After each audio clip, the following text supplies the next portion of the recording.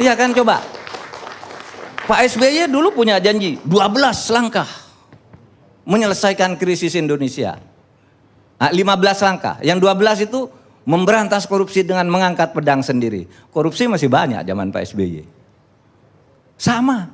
Jadi apa sebenarnya masalahnya? Apa masalahnya?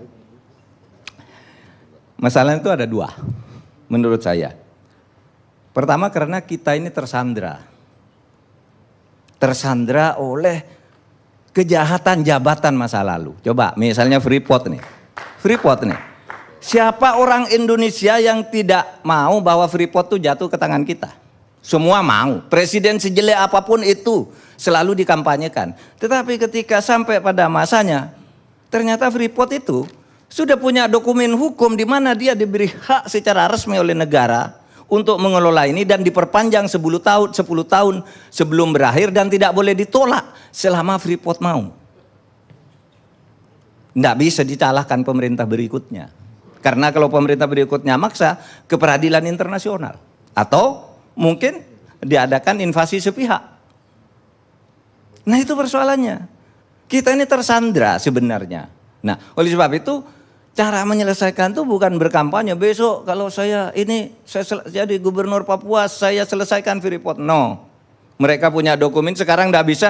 Kata divestasi 51% oke, mereka sehari bilang oke, 2 hari kemudian bilang tidak. Sampai sekarang. Prof Mahfud, saya nanya dikit. Dokumen yang menyandera kita itu dokumen apa? Dalam soal Freeport. Dalam soal Freeport. Satu dokumen undang-undang yang pada waktu itu ditandatangani dan disetujui bersama oleh DPR bersama Pak Ginanjar. Cabut Saya aja. punya dokumennya. Enggak, cabut aja tuh undang-undang. Loh, kan orang sudah terikat sebelumnya undang-undang. Di situ bisa. disebut, sebentar. Di kontrak itu, di MOU itu disebutkan undang-undang, meskipun undang-undang dicabut tidak berlaku bagi Freeport. Ada, Pak. Itu Pak Ginanjar dulu yang buat. Iya. Itu berjalan sampai sekarang. Saya ketika Sudirman Said itu dikritik rame-rame, gimana Anda kok bisa melakukan itu? Merugikan rakyat. Dia ketemu saya, Pak, ini undang-undangnya. Ini hasil kesepakatan DPR dan pemerintah. Ada tanda tangan Pak Ginanjar waktu itu. Saya punya dokumennya. Nggak bisa dicabut, Pak. Seperti Bapak sudah beli lalu dicabut, berlaku ke yang lain, bukan ke Bapak. Karena dia berdasar undang-undang yang sah waktu itu.